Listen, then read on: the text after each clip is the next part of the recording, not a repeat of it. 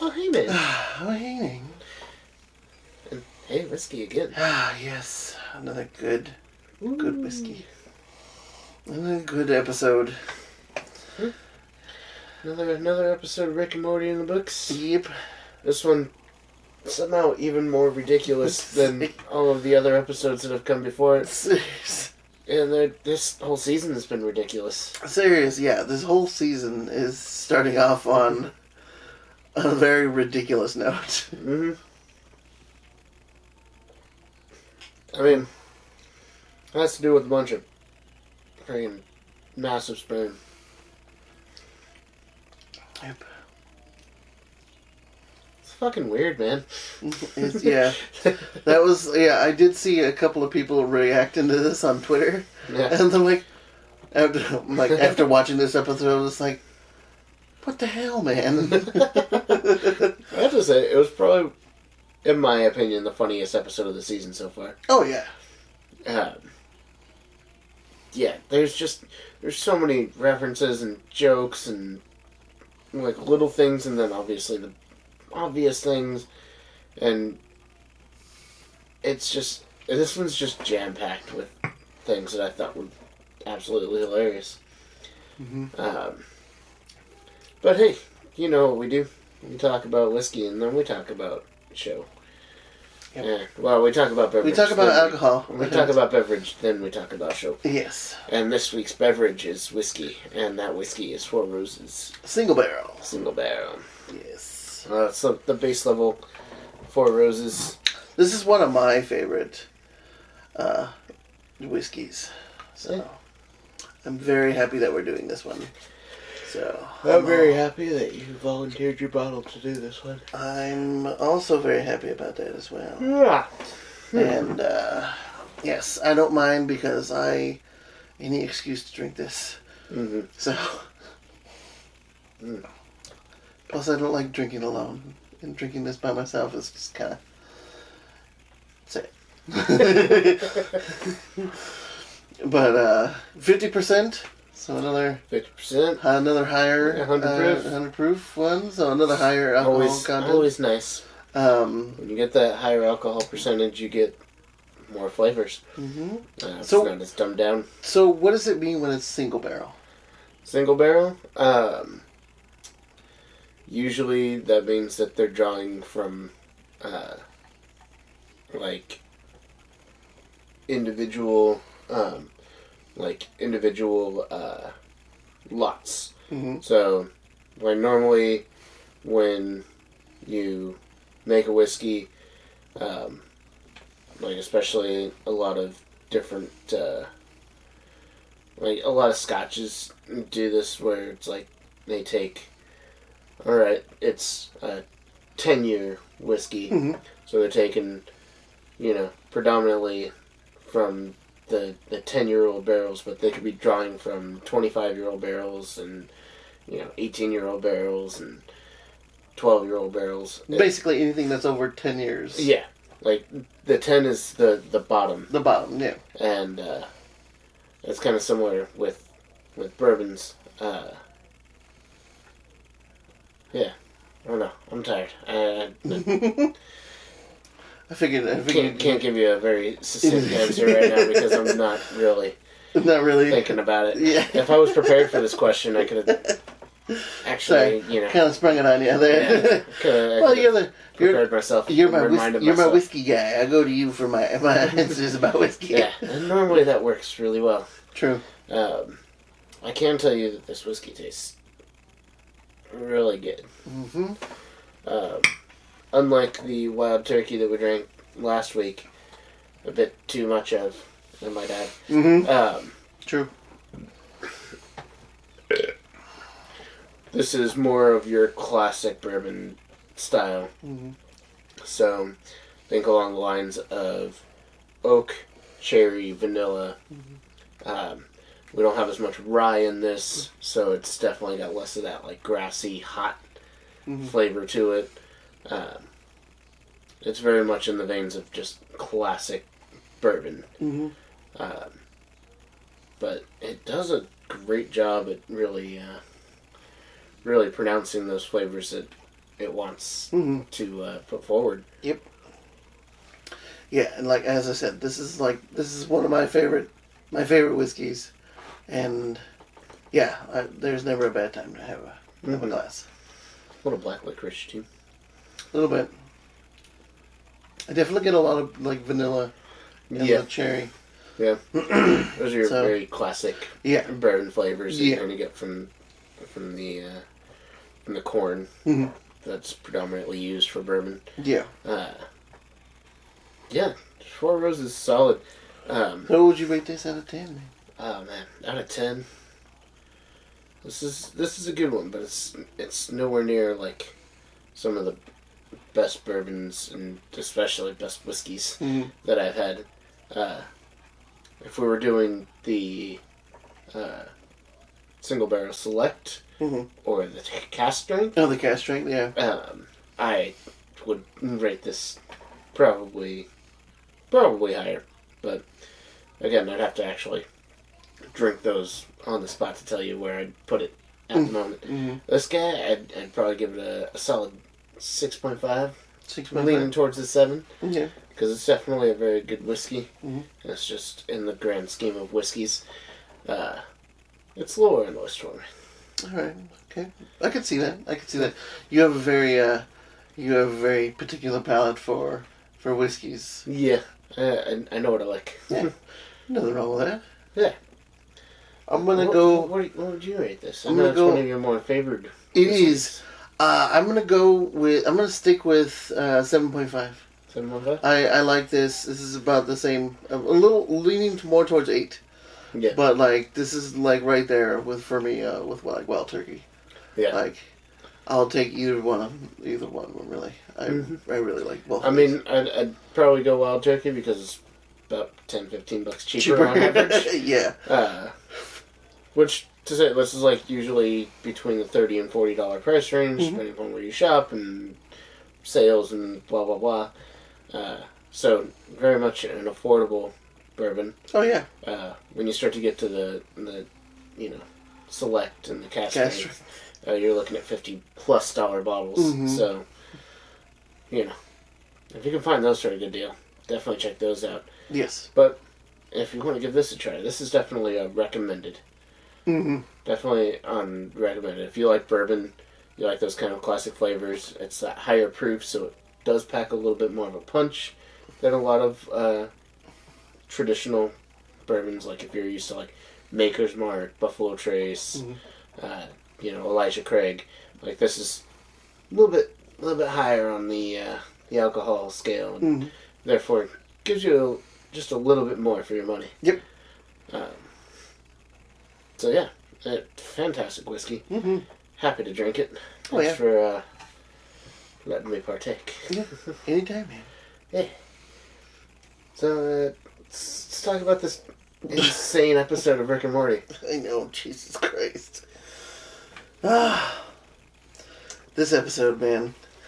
A lot of stuff happened. It's like the decoy episode. A lot of stuff happened, but not a lot of stuff happened. Not a lot happened.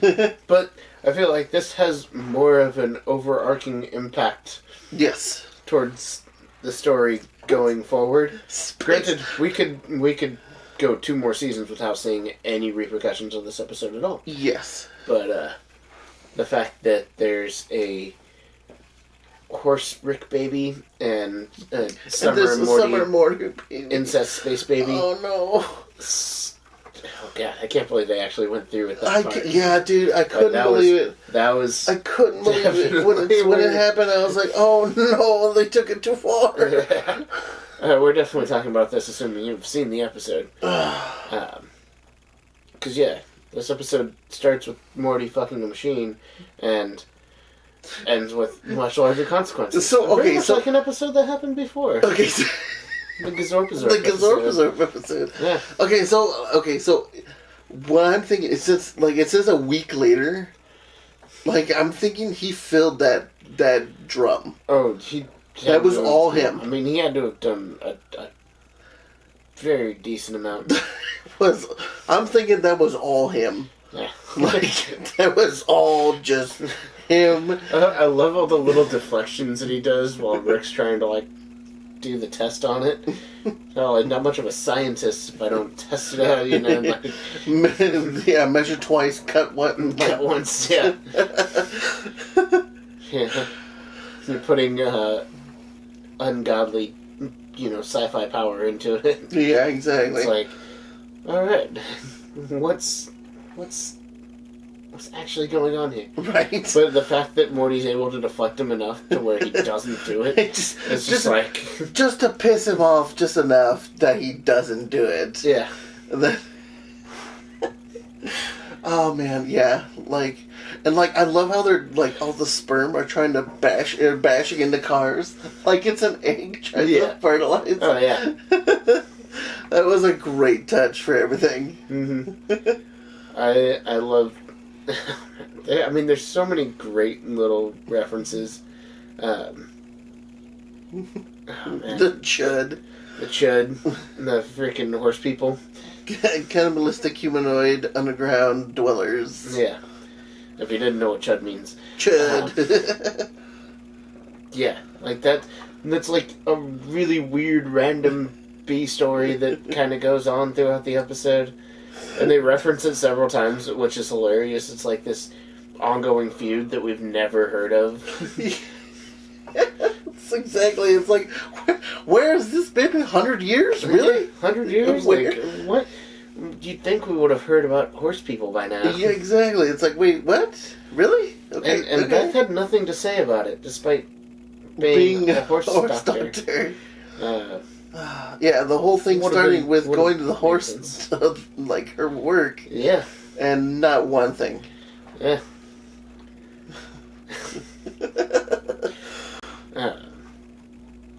Yeah. Dude, this... Such a ridiculous The episode. Grand Canyon's a vagina. Yeah. It's a mad gash. Yeah, massive gash in America. And they're all going towards it. Oh, it's fantastic. Oh, man. Fantastic.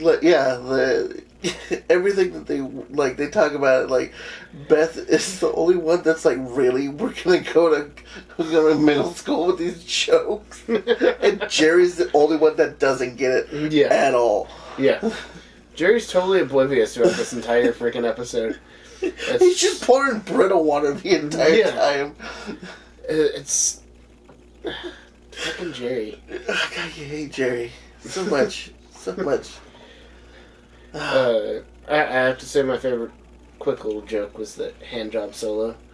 Hand jobs, yeah, exactly. Yes, frozen in sperm carbonate. Yeah.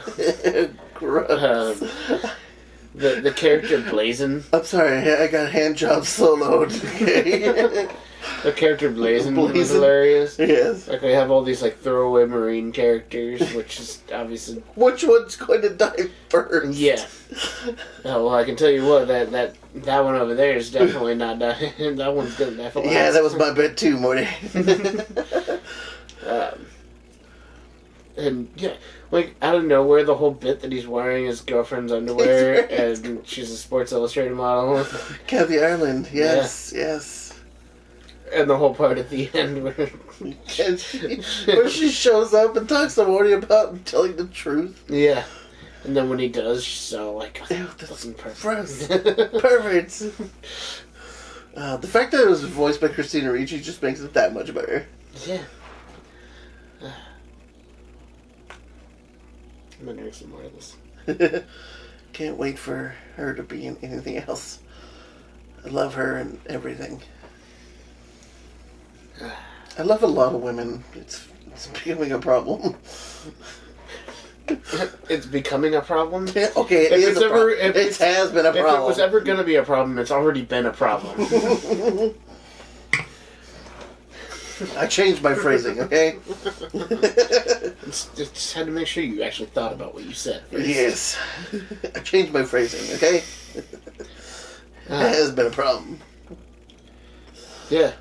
I don't know if there's going to be any story points from this episode that kind of go on to later episodes, other than the weird incest baby. The giant floating space baby. And the 2001 Space Odyssey baby. Ew. Ew, God. Yeah, the fact that it had a little curl of red hair, it's like, oh no, why? I have to say, I loved the whole freaking the Cirque du Soleil Zumanity people fighting the sperm. I love that they picked Zumanity too. Yes, because like that was like the most erotic one. Yeah, out of all like the hypersexualized one. Exactly. I actually went and saw that one in Vegas. Yeah, like that's the only one I've ever seen because it's the one that was going on when I was there. Yeah. But, oh my god, yeah, super hypersexualized. I've seen a couple of them, and that one's my favorite. Would be. It would be. It would be. Yeah. Yeah.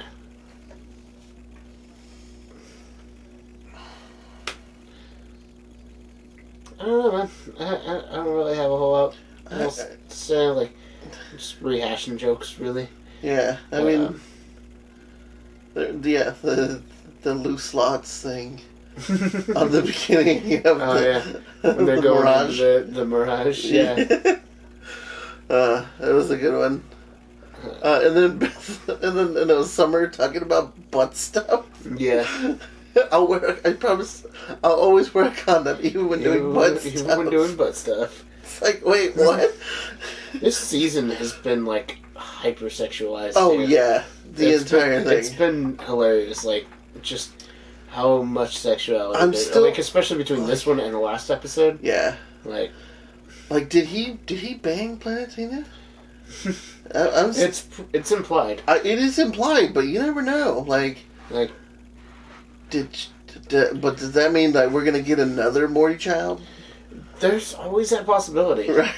So we already got the a third Morty child. Now we got incest baby, and we could potentially have a Planetina baby. Oh no, that'll probably be could happen later on in the season. That could be, yeah.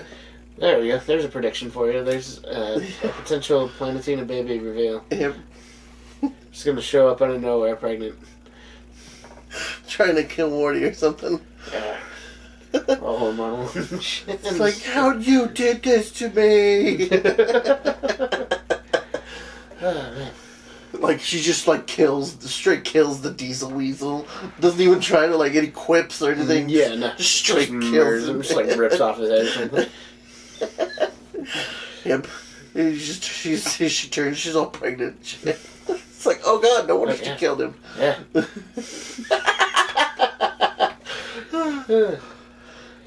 But I got nothing else. I got nothing else. It's late.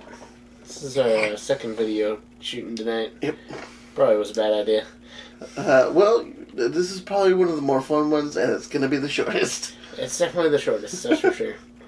There wasn't really many big topics to talk about in this show. No, not really. Like, I mean, we could have gone more in depth with it and everything and talked more about the jokes and whatnot, but I don't know. You probably watch the episode. It's just a bunch of jerk-off jokes. Yeah, it's a bunch of jack-off jokes and sex jokes and sperm jokes and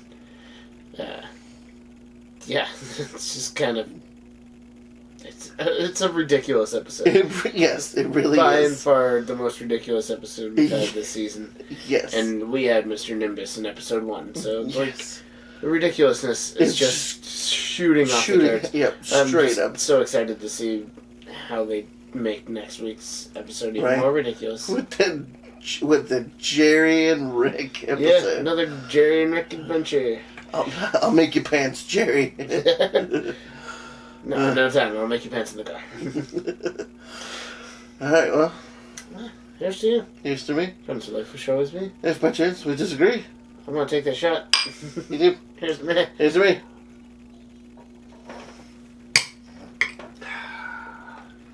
Cheers.